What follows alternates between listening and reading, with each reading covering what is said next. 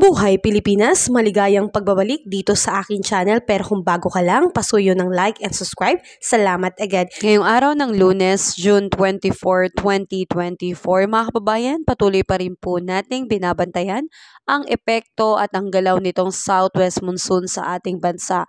Sa ngayon po, patuloy pa rin po nitong naapektuhan ang western section of southern Luzon. Pero medyo kumukonti na rin po ang mga lugar na siyang apektado nito. So asahan pa rin po natin na ngayong araw, patuloy pa rin pong makararanas dito po sa bahagi po ng Metro Manila, Cavite, Batangas, Zambales, at Bataan, kasama rin ang Occidental Mindoro, ng partly cloudy to cloudy sky with isolated rain shower or thunderstorm. So medyo maaliwalas pagdating ng umaga at tanghali, pero pagdating ng hapon, nandyan na po yung malaking tsansa ng pagkakaroon ng mga biglaang pag-uulan na may kasamang kulog at kidlat. So patuloy pa rin po tayong mag-ingat, lalo na po dito sa mga prone areas natin na madaling bahain at posibleng magkaroon din po ng mga landslide. So asahan po natin na ang air temperature natin ay posibleng umabot dito sa Lawag ng 33 degrees Celsius, sa Tuguegarao naman po 35 degrees Celsius, at sa Baguio 26 degrees Celsius. Dito naman po sa Metro Manila, abot ng 33 degrees Celsius, sa Tagaytay 31 degrees Celsius, at sa Legazpi po ay 33 degrees Celsius.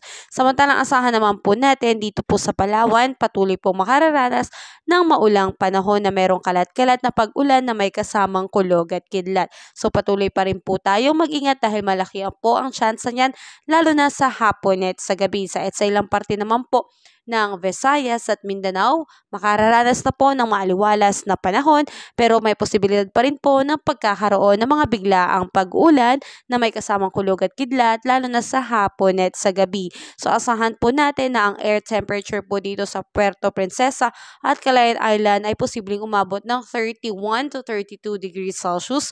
Dito naman po sa Iloilo, Tacloban at Cebu ay aabot po ng 32 degrees Celsius. Dito naman sa may Cagayan de Oro at Zamboanga, aabot naman ng 32 degrees Celsius, at sa Davao naman po ay 33 degrees Celsius. Sa ngayon mga kababayan, tanging nagdadala po ng pag-ulan at maulap na kalangitan ay ito pong hanging habagat, pero sa mga susunod na araw, ito po ay inaasahang hihina na po at magiging offshore na lang po ang epekto nito, at babalik po ang epekto sa atin ng easterlies na siyang magdadala po ng mainit na hangin mula sa dagat Pasipiko.